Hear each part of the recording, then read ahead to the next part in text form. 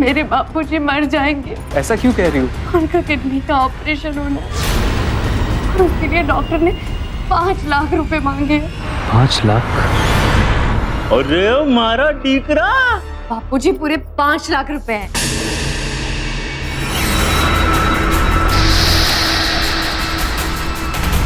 बता, तूने मुझे झूठ बोलकर 5 लाख रुपए क्यों लिए? चुप क्यों है? बोलती क्यों नहीं? अब तुम किसी काम के नहीं।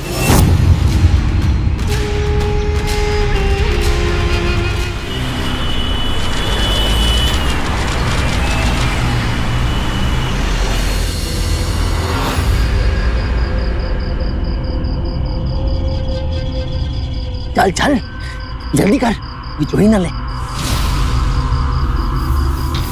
बाजी से भाई, आराम से आराम से।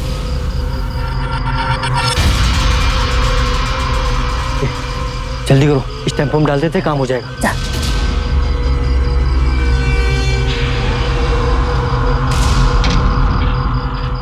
आराम से आराम से।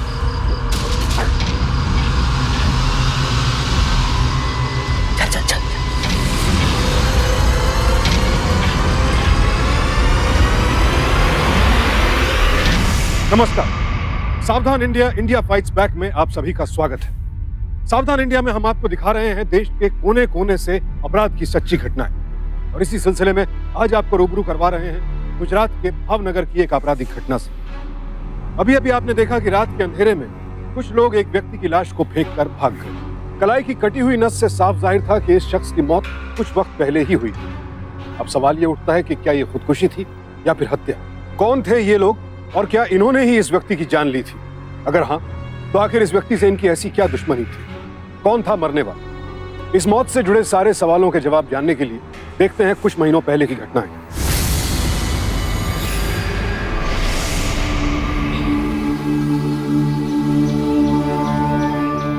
10 बज गए, सूरज सर पे चढ़ गया, लेकिन बहुरन बिस्तर से उठने के लिए तैयार नहीं। हाय रे कमर, इतना दर्द होने के बावजूद सारा काम मुझे ही करना पड़ता है। क्या करें?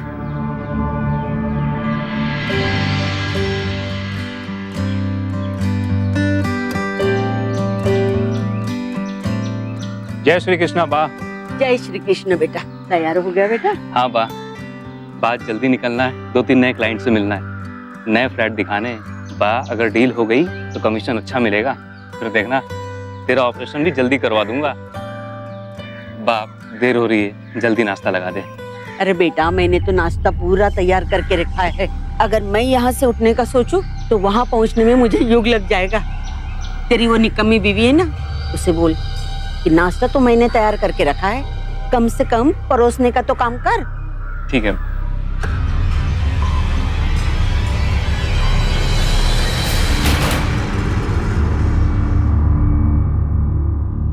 जानवी, जानवी उठो, नाश्ता लगा दो।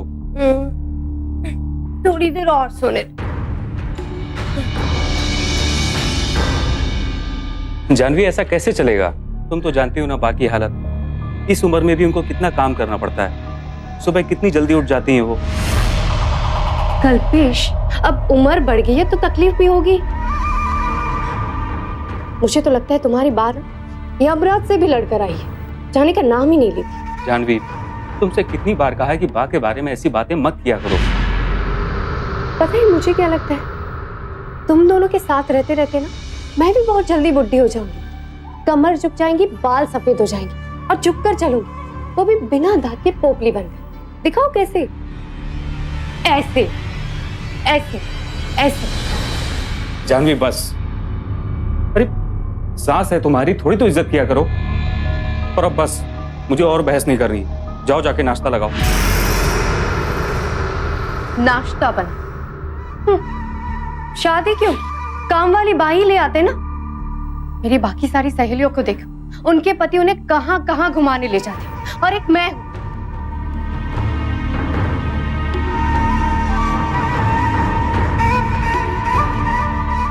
कल्पेश, क्यों ना आज हम पिक्चर देखने चले प्लीज? कोई पिक्चर उच्चर नहीं देखनी है, मैं लेट हो रहा हूँ, जाके नाश्ता लगाओ। और सुनो, देखो भगवान के लिए रोना स्टार्ट मत करना। अब तुम ऐसा करो, अपनी सहेलियों के साथ जाके पिक्चर देख लेना। हाँ, ये लो पैसे।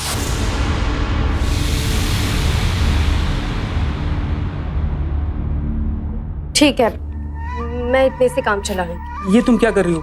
इतने सारे पैसे, एक पिक्चर तो देखनी है। हाँ जानवी, तुम तो जानती हो बा का ऑपरेशन करवाना है। जब देखो तब बा का ऑपरेशन, बाकी दवाई, और बीवी का क्या? अच्छा बाबा ठीक है, रख लो पैसे, लेकिन प्लीज संभाल के खर्चा करना। हाँ कल्पेश, अब ये पैसे मेरे हैं, मैं जैसे चाहे खर्च करूं।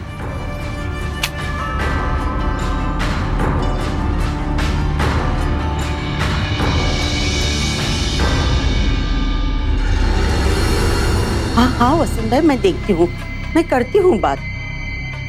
जय श्री कृष्ण।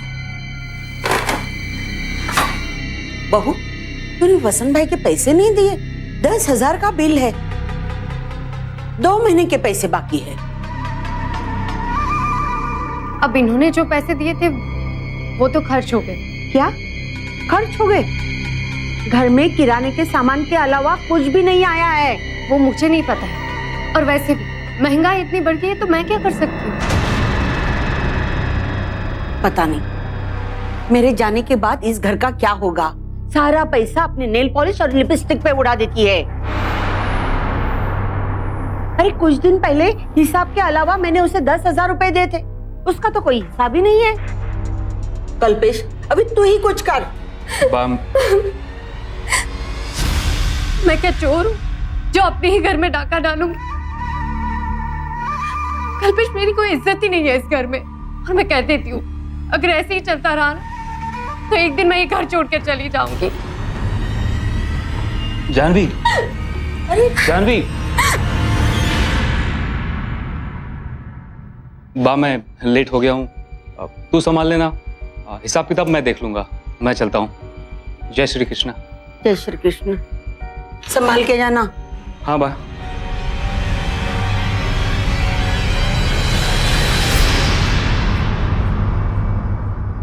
जानवी, जानवी बेटा, जानवी बेटा। बात मत कीजिए मुझसे, जब से इस घर में आई हूँ बस खिटखिट चलती रहती है, और वो हमेशा पैसों की चिंता में लगे रहते हैं, वो भी सिर्फ आपकी वजह से। आपकी दवाई, आपके ऑपरेशन के लिए पैसे बचाने के चक्कर में वो मुझे एक फिल्म तक नहीं दिखाते, और आप उल्टा मुझे ही ताने मार रही है। जानवी बेटा, अगर इस तरह पैसा लुटाओगे तो कुबेर का खजाना भी खाली हो जाएगा। देख बेटा, तुझे घर चलाना सीखना होगा। बस फिर से ताने, जी तो करता है अभी इसी वक्त यहाँ से चली जाओ। ऐसे घर में रहने का फायदा ही क्या, जहाँ किसी को मेरी चिंता नहीं है। अब आप चाहिए यहाँ से। अरे जानवी चाहिए। सुन तो मेरी बात। जानवी सारा दिन गुस्सा करे, सारा काम पड़ा हुआ है।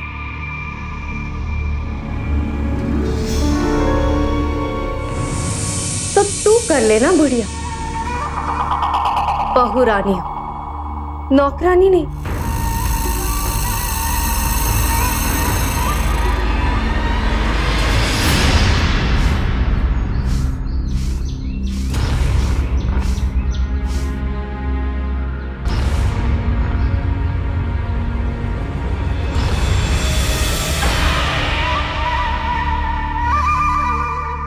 हेलो, 4,000 रुपए मिल गए। पहले हम सिनेमा जाएंगे और उसके बाद तुम्हारे लिए कुछ खरीदेंगे, ठीक है? हाँ बाबा, जितना जल्दी हो सके आ जाऊंगी। बाय।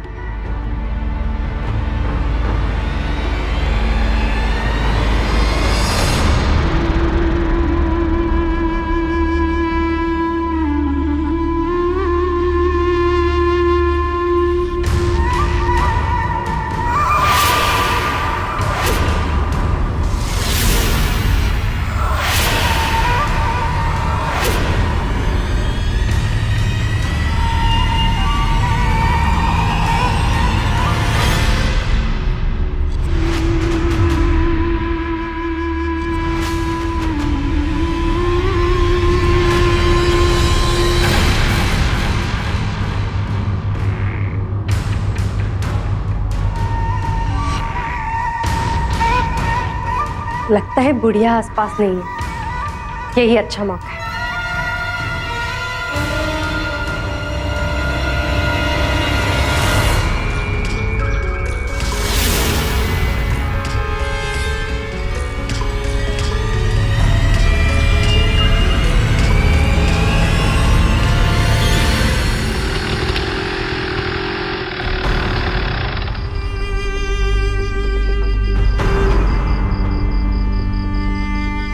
ले बा, पूरे 1 महीने की दवा लेके आया हूँ।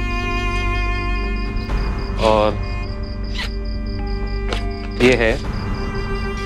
क्या हुआ, इतनी उखड़ी हुई क्यों? जानवी ने कुछ बोला क्या? बोला नहीं, करके दिखाया। अभी तक घर नहीं आई। अरे बा, वो पिक्चर देखने गई होगी, सुबह मुझसे पैसे लेके गई थी। अरे लेकिन पिक्चर तो 2.5-3 घंटे का होता है ना। इतनी रात देर तक नहीं आई अभी तक। क्या अभी तक नहीं आई? मैं देखता हूँ। कहीं जाने की जरूरत नहीं है, मैं आ गई हूँ।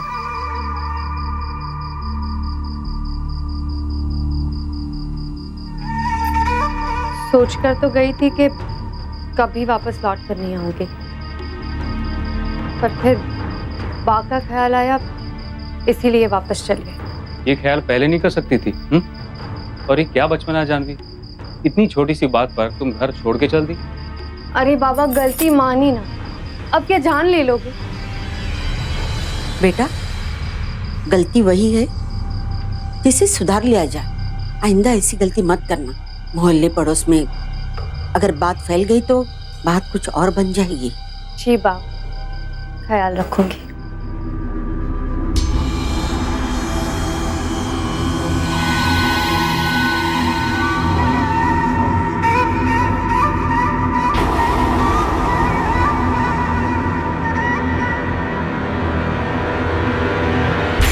हालांकि कल्पेश का परिवार मध्यम वर्गीय था, लेकिन शादी से पहले उसे कभी भी पैसों की तंगी महसूस नहीं हुई।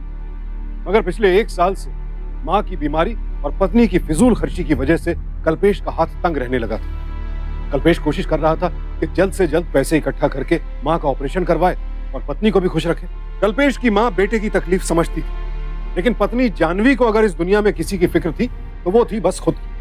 वो पति की कमाई और घर खर्च के पैसे भी कहीं और खर्च कर देती, और जब सास रोकने की कोशिश करती तो वो लड़ झगड़ कर घर छोड़ने की धमकी दे बैठती। अब सवाल ये उठता है कि जानवी ऐसा क्यों कर रही थी? क्यों वो कभी पति की जेब से, कभी घर के खर्चे से पैसे निकालती थी? करती क्या थी वो इतने पैसों का? कहां खर्च करती थी? ये राज सबसे छिपा हुआ था।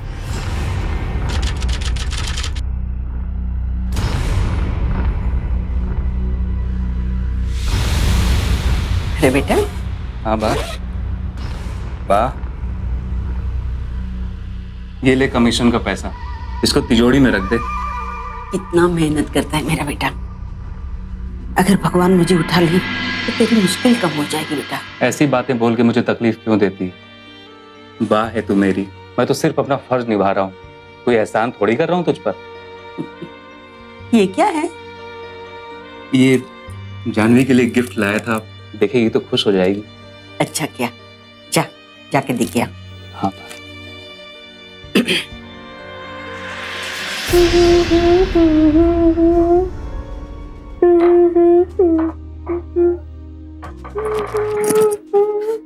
इस गुनगुनाने का मतलब क्या समझो? क्या हमारी चापली का गुस्सा ठंडा हो गया है? देख, तेरे लिए मस्त परफ्यूम लाया हूं। नहीं जी, कल सुबह इसे वापस ले आना और जो पैसे बचे ना उसे बाकी इलाज में खर्चना। मुझे समझ में नहीं आता है कि तुम बात से इतनी चिढ़ती क्यों? माँ है वो मेरी। अगर तुम्हारी बात नहीं होती ना तो हमारी सारी जरूरतें पूरी होती, हम खुशी से रहते। लेकिन नहीं, अपनी बात के लिए 1000 रुपए की दवाई और मेरे लिए ये 100 रुपए का खर्चा था पर क्यों? जानवी, मैं बात के लिए कोई गहने लेके नहीं आया हूँ, दवा लेके आया हूँ। उम्र की बात है कल्पेश, उनके दवा खाने के दिन और मेरे ऐश करने के। और हाँ, मुझे भी उनकी दवा से चिढ़ नहीं मचे, लेकिन तब जब उन्हें मेरे खर्चों से चीड़ ना बचे। समझ में नहीं आ रहा है कि क्या करूं। तुम मुझसे इतनी नाराज क्यों रहती हो?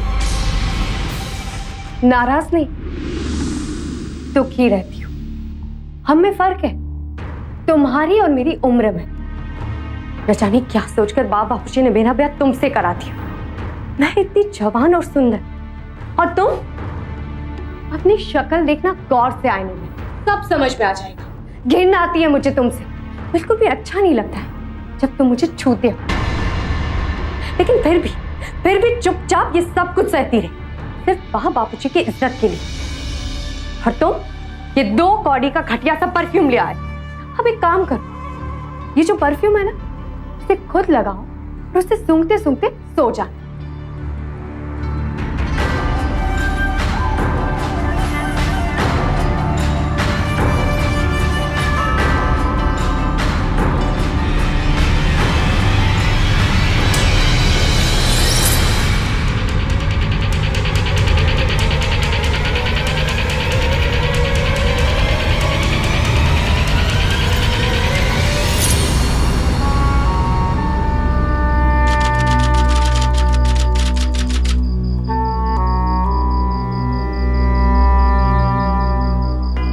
अरे बेटा, हाँ बा। यहाँ अकेला बैठा है, नींद नहीं आ रही है? हाँ बस नींद नहीं आ रही बा। क्या बात है, बहू के साथ फिर से झगड़ा हो गया? नहीं बा। एक बात बता बा, क्या मैंने जानवी जैसी जवान लड़की से शादी करके कोई गलती की? मैं 35 का और वो 22 की। मैं उसके लायक नहीं हूं बा। ऐसा नहीं सोचते बेटा, कोई भी इंसान संपूर्ण नहीं होता। और रिश्ते की खास बात तो ये है, 2 अधूरे लोग पूरे हो जाते हैं। बात ये नहीं है कि तुम दोनों के उम्र में जो अंतर है उसकी, बात है तुम दोनों की सोच में जो अंतर है ना, उसकी। देख, तुझे उसको समझाना होगा, उसकी जिम्मेदारियों के बारे में उसे सिखाना होगा। तू मेरा कितना ख्याल रखता है। कभी कभी मुझे लगता है अगर मैं नहीं होती तो तुम दोनों अपनी जिंदगी में कितने खुश होते। मैं तुम्हारी जिंदगी पर बोझ बन गई हूं ना। नहीं बा, बस कर, नहीं तो मैं नाराज हो जाऊंगा, तुझसे कभी बात नहीं करूंगा। माँ बाप भी कभी अपने बेटे पर बोझ होते हैं। इस छोटे से परिवार का बस यही दुख था कि इस घर की बहू को ना तो किसी से प्यार था और ना ही किसी की परवाह। ससुराल में बहू पर अत्याचार और सास के बुरे बर्ताव की घटनाएं तो हम अक्सर सुनते हैं, लेकिन ये उन घटनाओं में से है जहां उल्टे बहू अपने पति और सास पर जुल्म कर रही थी, जबकि वो लोग उसे हर हाल में खुश रखने की कोशिश कर रहे थे। कल्पेश और उसकी मां के दुख और सब्र की कोई इंतहा नहीं थी। आखिर क्या अंजाम होने वाला था इस परिवार का? कहां तक जाएगा जानवी का ये मनमाना बर्ताव?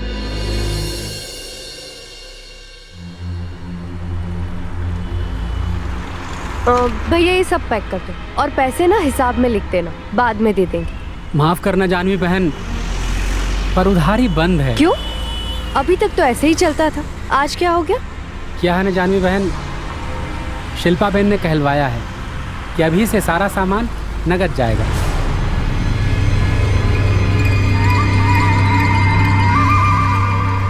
ये बुढ़िया ने फिर से आग लगाई मेरी जिंदगी में।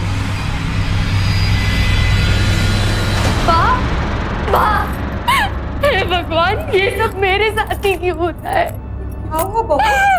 हाँ, क्यों रो रही है? अरे हुआ क्या, बता तो सही। क्या हुआ बा? ये रो क्यों रही? पता नहीं, बाहर से आई, रोते रोते ही यहाँ बैठ गई। अरे क्या हुआ?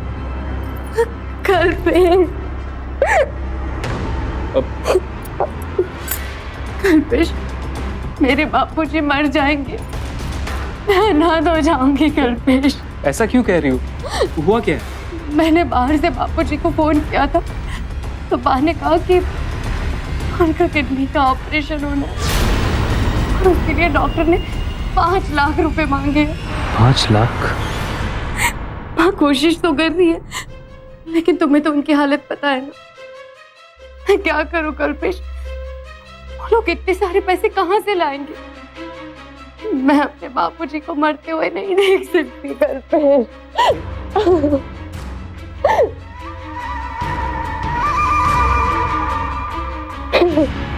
एक मिनट कल्पेश, क्या हम मेरे बापूजी की मदद नहीं कर सकते? वो, लेकिन हम इतने पैसे कहाँ से लाएंगे? हाँ, वो पैसे तो वहाँ के ऑपरेशन के लिए इकट्ठे किए हैं। वहाँ का ऑपरेशन भी होना है। काश मेरे बापूजी का भी कोई ऐसा ही बेटा होता। ये बापूजी मर जाएंगे कल पे। जल्दी।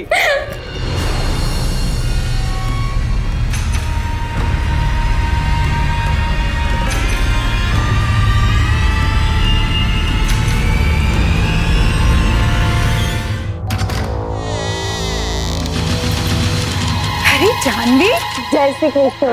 जय श्री कृष्ण। आओ अंदर आओ। अच्छा हरीश, देखो कौन है। जानवी बहन, मेरे लिए क्या बहन? कुछ नहीं, जब देखो कुछ ना कुछ मांगता ही रहता है। तेरे खर्चे के लिए मैंने कल्पेश की जेब बहुत बार साफ की है। अब बापूजी कहाँ है? अरे मैं यहाँ हूँ। बापूजी, बोल। मैं आपके लिए कुछ लाई। दिखा दिखा, आज क्या लाई है? दिखाती हूँ, आप सब लोग देखकर चौंक जाओगे। ये देखो। अरे मारा टीकरा, बापूजी पूरे 5 लाख रुपए हैं। इतना मोटा जैकपॉट, ये तूने किया कैसे? बापूजी कहा कि आपका किडनी का ऑपरेशन होना है, दिखाने के लिए बस थोड़ा सा रो दिया और काम बन गया। पर बापूजी, वो बुढ़िया है ना, उसने मुझे बहुत परेशान किया। इसीलिए मुझे गुस्सा आया और मैंने सोचा कि इस बार तो उसे सबक सिखा कर ही रहूंगी। अरे बेटा जानवी, अगर तू गुस्से में उन लोगों से 5 लाख निकाल सकती है तो सोच, अगर तू ठंडे दिमाग से काम लेगी तो क्या होगा? अरे फिर तू उनसे और ज्यादा माल निकाल सकेगी। वो कैसे? जानवी एक बेहद शातिर औरत थी और उससे भी ज्यादा गिरे हुए थे उसके घर वाले।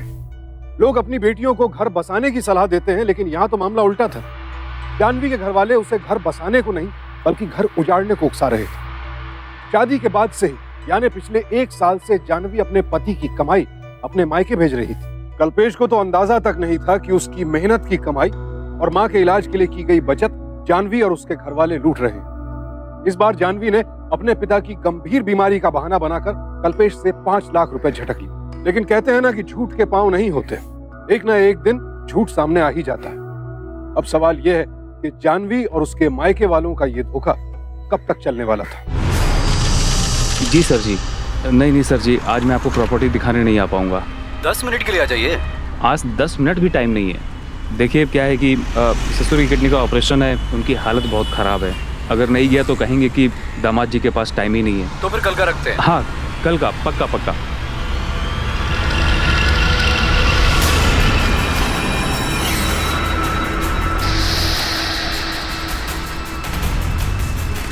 जानवी के बाबूजी, वो तो बोल रही थी उनकी तबीयत खराब है, लेकिन ये तो अच्छे खासे भले चंगे हैं।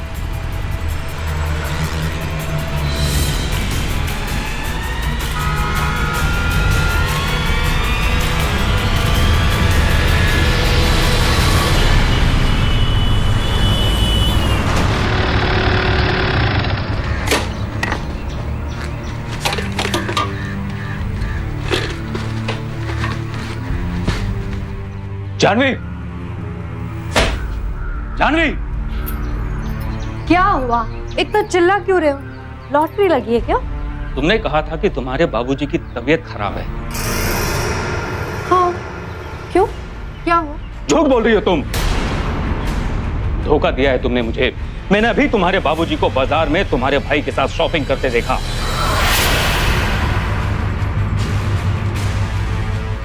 बता, तूने मुझे झूठ बोलकर 5 लाख रुपए क्यों लिए? चुप क्यों है? बोलती क्यों नहीं?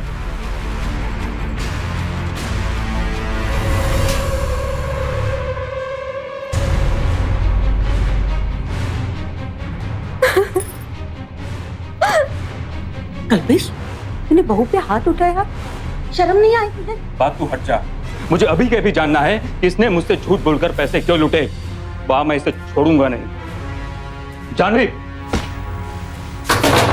जानवी बाहर आओ, बाहर आओ, नहीं तो मैं दरवाजा तोड़ दूंगा।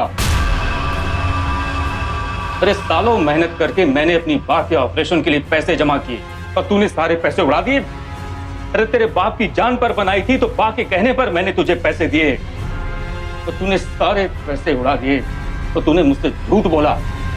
बाहर निकल जानवी, बाहर निकल, नहीं तो मैं सच में दरवाजा तोड़ दूंगा। जानवी,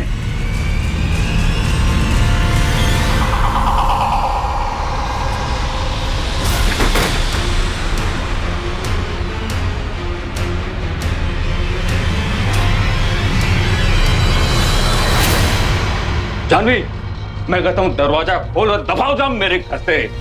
मुझे नहीं चाहिए तेरी जैसी औरत अपने इस घर में। जिस थाली में खाया उसी में छेद किया। बाहर निकलती है या? क्या हो रहा है यहां पर? ये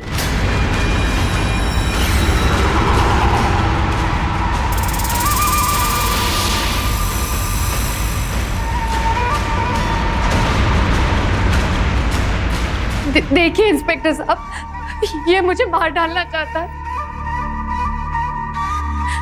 बड़ी मुश्किल से मैं अपनी जान बचाकर आपके पास आई। ये ऐसे ही मुझे हर रोज डराता है और मुझ पर हाथ भी उठाता है। अब मुझसे दिल भर आया है ना, इसीलिए ये मुझे अपने घर से निकाल देना चाहता है। इंस्पेक्टर साहब प्लीज प्लीज आप इन्हें समझाइए। बीवी पे हाथ उठाता है? चल थाने, वही खबर लेता हूं तेरी। डॉक्टर साहब झूठ बोल रही है, मैंने कुछ नहीं किया। कुछ नहीं किया तो बगैर कुछ किए हुए इसके शरीर पर चोट के निशान बन गए? भूत बना कर गए क्या? तेरे खिलाफ घरेलू हिंसा का केस दर्ज कराया इन्होंने। चल थाने। नहीं इंस्पेक्टर साहब, मैं अपना केस वापस लेती हूँ। आप बस इन्हें समझा दीजिए। अगर इन्हें जेल हो जाएगी तो मरण तो मेरा ही होगा ना। आखिर है तो ये मेरे पति ही ना।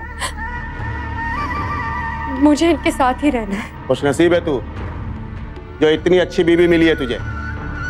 लेकिन ख्याल रहे, दोबारा ऐसी हरकत की ना, जेल में बंद करके ख्याल रखूंगा तुम्हारा बढ़िया से। चलो।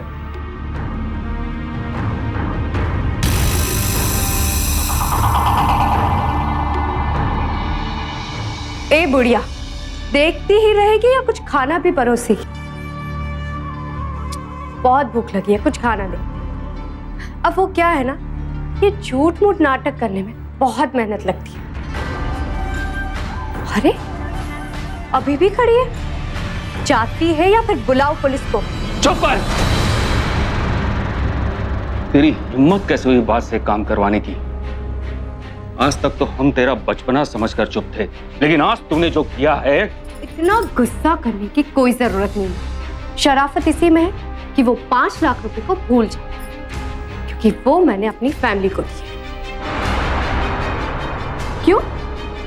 अगर ये बुढ़िया नहीं होती तो वो 5 लाख रुपए तो मुझ पे ही खर्च कर दे। तुझे अभी भी शर्म नहीं आई? अगर तू मर जाती तो हम लोग चैन से जीते। अरे कहीं भाग जा, इतने सारे नदी नाले पड़े, कहीं पे भी जगह मिल जाए। और तू वो 5 लाख रुपए भूल जा, नहीं तो थाने में 5 लाख डंडे खाए, समझा?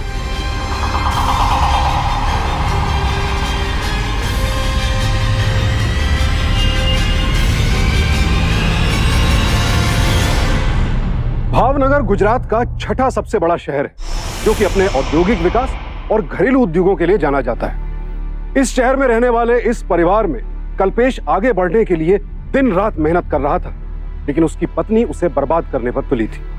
जानवी की हरकतें दिन ब दिन हद से बाहर होती जा रही थी। कल्पेश के सब्र का बांध अब टूटने लगा था। आखिर क्या अंजाम होने वाला था इस घरेलू कलह का?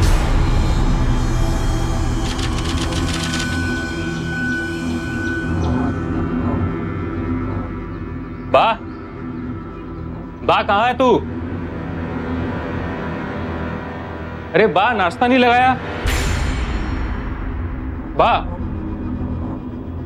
बा बा बा ने नाश्ता नहीं बनाया? कहाँ गई बा? जानवी, जानवी, क्या है? बा कहाँ है? बा तुमसे कुछ बोल कर रही है क्या? मुझे क्या पता, तुम्हारी बात। हे भगवान, घर में हो तो चैन नहीं, घर में ना हो तो भी चैन। सब कुछ तुम्हारी वजह से हुआ है। तुमने कल बा को इतनी खरी खोटी सुनाई कि वो घर छोड़कर चली गई। अरे मन तो करता है कि बा कहाँ चली गई? बा, बा,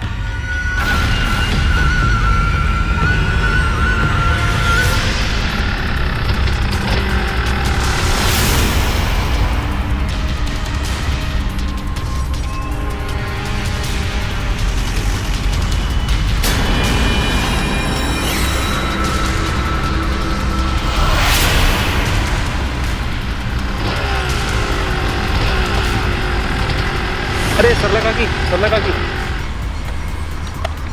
ये बा आपके साथ मंदिर गई थी क्या? नहीं बेटा, मंदिर कहाँ जाती है वो, उससे चला नहीं जाता ना, घुटनों में दर्द जो रहता है उसके।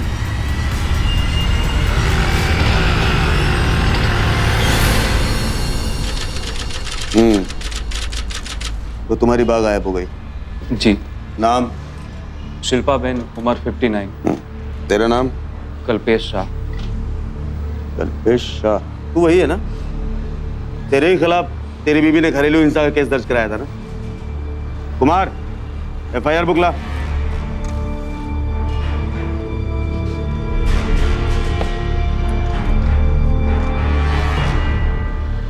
कब से गायब है तुम्हारी बा? जी, आज सुबह से। बहुत जल्दी फुर्सत मिल गई तुझे? कहाँ थे अब तक? जी, मैं सुबह से उन्हीं को ढूंढ रहा हूँ। झूठ बोल रहा है तू। औरतों को टॉर्चर करने में मजा आता है ना तुम्हें? आज सुबह तेरी बीबी यहाँ रिपोर्ट लिखा कर गई है तेरे बा के गुमशुदगी की। तूने कल फिर रात को उसको मारा ना, और जब तेरी बा उसे बचाने आई तो तूने उस पर भी हाथ उठाया। साहब, ये झूठ है, मैंने ऐसा कुछ नहीं किया। ये तो तेरे बा के मिलने के बाद ही पता चलेगा। जब तक तेरी बा नहीं मिलती तो शहर छोड़ के नहीं जाएगा, और तेरी बा को तो हम ढूंढ निकालेंगे। उसके बाद तेरे खिलाफ FIR लिखेंगे इस थाने में। तू बचेगा नहीं, समझा? कुमार, लेके जा। शिल्पा बेन अचानक गायब हो गई थी और जानवी ने उनके खिलाफ अत्याचार और उत्पीड़न की रिपोर्ट भी लिखवा दी थी। इधर एक तरफ तो कल्पेश अपनी मां के गुम होने से पहले ही सदमे में था, और अब उसके खिलाफ केस भी दायर हो चुका था। जो कानून औरतों के प्रोटेक्शन के लिए बना है, जानवी उसी का गलत इस्तेमाल कर रही, जो कि एक बेहद संगीन अपराध। पति के साथ पहले ही धोखाधड़ी का अपराध कर चुकी जानवी की हिम्मत अब और भी बढ़ चुकी थी। आखिर कहां तक जाने वाली थी जानवी की हरकत? और कल्पेश की मां अचानक कहां चली गई? क्या हुआ उनके साथ? क्या वो खुद ब खुद घर छोड़कर चली गई थी, या इसके पीछे भी जानवी का हाथ था?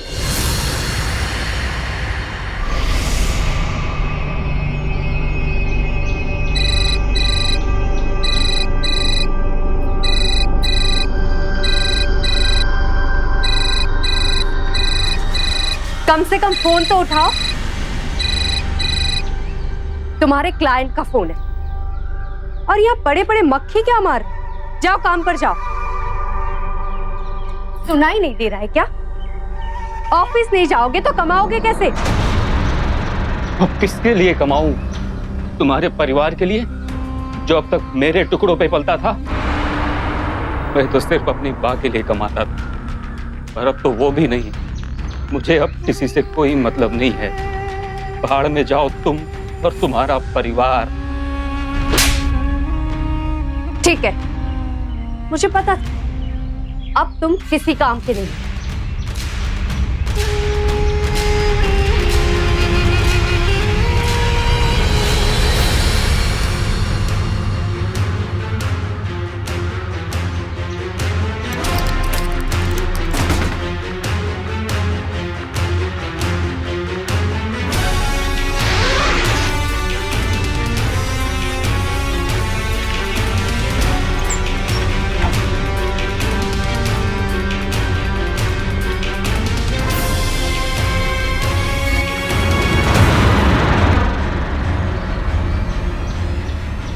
मैं जा रही, पीछे बता।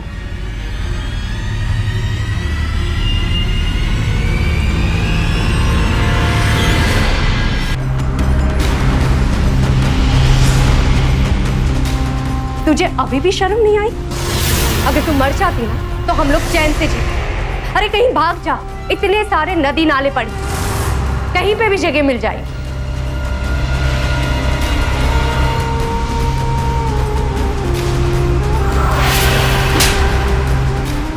मुझे पता था अब तुम किसी काम के नहीं।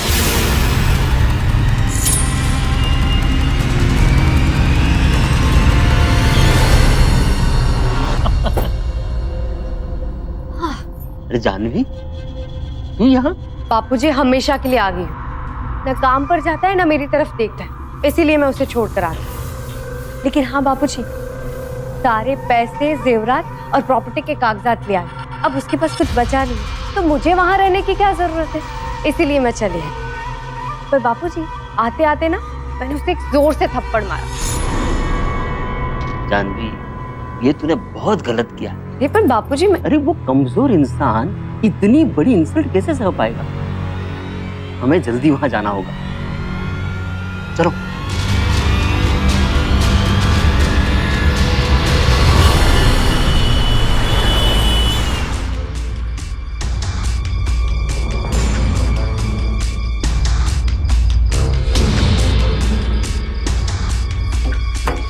लगता है अंदर है। कल्पेश, મને તો લાગે છે હવે ગડબડ થઈ ગઈ છે અંદર। अरे खड़ा खड़ा मुंह क्या देख रहा है? दरवाजा तोड़ने मेरी मदद कर।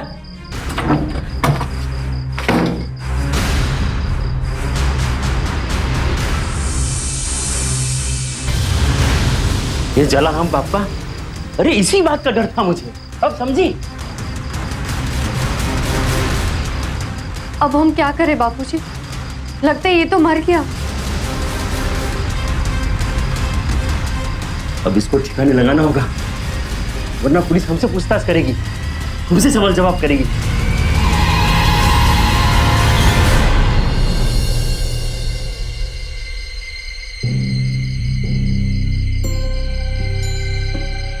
जल्दी करो, इस टेम्पो में डाल देते हैं, काम हो जाएगा। आराम थी, आराम थी, आराम थी। चल चल चल चल। कल्पेश की कलाई की नस कटी हुई थी और खून काफी ज्यादा बह चुका था। पत्नी के जुल्मों से तंग आकर कल्पेश ने आत्महत्या कर ली। आत्महत्या करना कानूनन अपराध है, लेकिन किसी को आत्महत्या के लिए उकसाना या मजबूर करना उससे भी ज्यादा संगीन जुर्म है। जानवी के पिता ने सबसे पहला काम कल्पेश को ठिकाने लगाने का किया, क्योंकि उन्हें डर था कि कल्पेश की मौत का सीधा सीधा इल्जाम उन पर आएगा। लेकिन इस सूरत में क्या जानवी और उसके परिवार की काली करतूतों का चिट्ठा कभी खुल पाएगा? क्योंकि कल्पेश और उसकी मां के बाद अब उनके अपराधों का कोई गवाह नहीं। लेकिन अक्सर जब लोग समझते हैं कि कहानी खत्म हो गई है, तभी उसमें कोई नया मोड़ आ जाता है। तो क्या इस कहानी में भी कोई नया मोड़ आएगा? लगता है कोमा में चले गए। तुम जल्दी इसे आईसीयू में लेके जाओ। अब जाके पुलिस को इन्फॉर्म करो। ठीक, तुम यहीं रुको, ये पुलिस केस है। पर मुझे कुछ नहीं पता, मैंने तो इसकी मदद की। ये मेरे टेम्पो में पड़ा हुआ मिला, इसके लिए मैं यहाँ लेके आ गया। वो सब मुझे नहीं पता, और तुम कहीं जाना मत, यहीं रुको।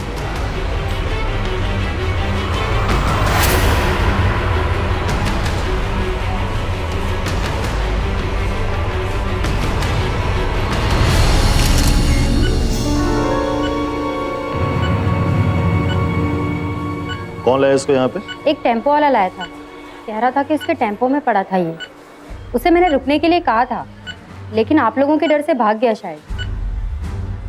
अब तो एक ही रास्ता बचता है कि इसकी फोटो को यहाँ के किसी लोकल अखबार में छपवा दे। कोई तो होगा जो इसको पहचानेगा, या ये भी हो सकता है कि इसने खुदकुशी करने की कोशिश की हो। लेकिन सवाल ये है कि अगर इसने खुदकुशी करने की कोशिश की तो फिर ये टेम्पो में पीछे कैसे पड़ा मिला? डॉक्टर साहब, इस आदमी को होश आने के बाद सबसे पहले आप मुझे इन्फॉर्म करिए। ठीक।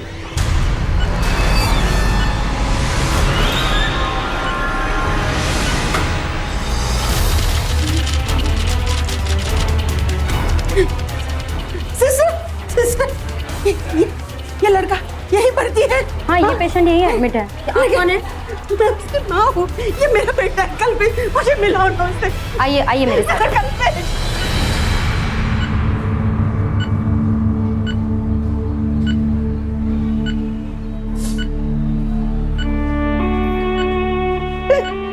हे भगवान, ये क्या हालत बना दी है मेरे बेटे की।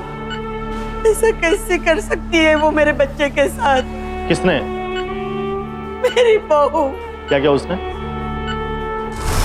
ये ऐसे ही मुझे हर रोज डराता है और मुझ पर हाथ भी उठाता है। अब मुझसे दिल भर आया है, इसीलिए ये मुझे अपने घर से निकाल देना चाहता है। लेकिन आज तूने जो किया है, इतना गुस्सा करने की कोई जरूरत नहीं। शराफत इसी में है, वो 5 लाख रुपए भूल जाए, नहीं तो थाने में 5 लाख डंडे खाए।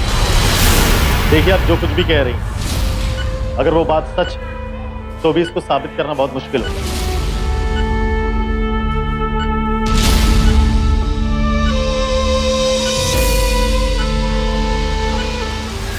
हाँ जी, बोलिए। जो मैं अपने बिजनेस के लिए कुछ प्रॉपर्टीज देख रहा था, तो मुझे किसी ने आपका नाम सुना। लीजिए। Thank you. ये जगह तो कब की बिक चुकी है, लेकिन मेरे पास शास्त्री नगर में एक दुकान बिकाऊ। अरे बेटा जानवी, जरा वो दुकान के कागजात लाना। टाइटल एकदम क्लियर है। ये लीजिए बाबू। ये देखिए, तसल्ली कर लीजिए। लेकिन इसमें तो किसी कल्पेश का नाम लिखा हुआ है। हाँ, कल्पेश मेरी बेटी का पति था, पर वो मर चुका है। अब ये सब मेरी बेटी का है। पेपर्स तो ठीक है, लेकिन उनकी डेथ सर्टिफिकेट है क्या आपके पास? अरे ये क्या मजाक लगा रखा? कभी ये बताओ, कभी वो बताओ। आप जाओ यहाँ से। इसमें गुस्सा करने वाली कौन सी बात है? देखिए, उनकी डेथ हो ही चुकी है, तो उसका सबूत देने में क्या हर्ज है? अरे आप जाओ यहाँ से। हमें से फालतू लोगों को नहीं बेचनी अपनी प्रॉपर्टी। जाइए आप यहाँ से। और दे भी नहीं सकते, क्योंकि मैं अभी जिंदा हूं।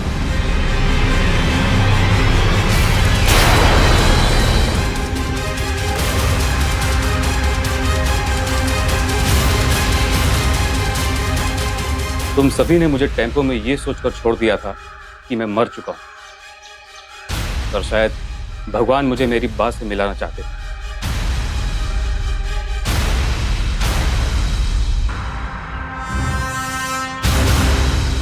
दिल तो करता है कि तुझे जान से मार दूं, और ऐसा किया तो तुझमें और मुझमें फर्क क्या रह जाएगा? अरे घिन आती है तुझसे। गिरफ्तार कर लो इन सबको।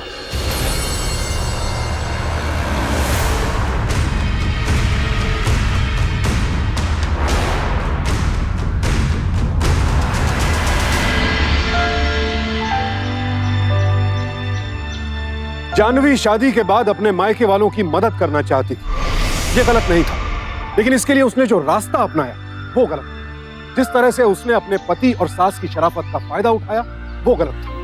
उसने न सिर्फ अपने पति के साथ धोखाधड़ी की, बल्कि पूरा घर ही बर्बाद कर दिया। अक्सर देखा गया है कि महिलाओं पर ससुराल में अत्याचार होते हैं, लेकिन कभी कभी बहू और मायके वाले भी अत्याचार करते हैं और महिला सुरक्षा के लिए बने कानूनों का गलत इस्तेमाल करते हैं, जैसा कि इस केस में हुआ। कल्पेश को आत्महत्या करने पर मजबूर करने के लिए जानवी और उसके माता पिता को आईपीसी के सेक्शन 306 और धोखाधड़ी के लिए सेक्शन 420 के तहत 12 साल कैद की सजा सुनाई गई। जानवी का भाई नाबालिग था, लिहाजा उसे बाल सुधार गृह भेज दिया गया। ये तो थी घर के अंदर हुए अपराध की घटना, लेकिन अपराध कहीं भी और कभी भी वार कर सकता है। सिर्फ सावधान रहकर ही हम और आप उसका शिकार बनने से बच सकते हैं। तो देखते रहें सावधान इंडिया, जिसमें हम आपको रूबरू करवा रहे हैं देश के कोने कोने में घटी अपराध से जंग की चौंका देने वाली सच्ची घटनाएं। सावधान रहें, सतर्क रहें, सुरक्षित रहें। इसी प्रार्थना के साथ अब मैं सुशांत सिंह आपसे विदा लेता हूं। फिर मुलाकात होगी। सावधान इंडिया, इंडिया फाइट्स बैक।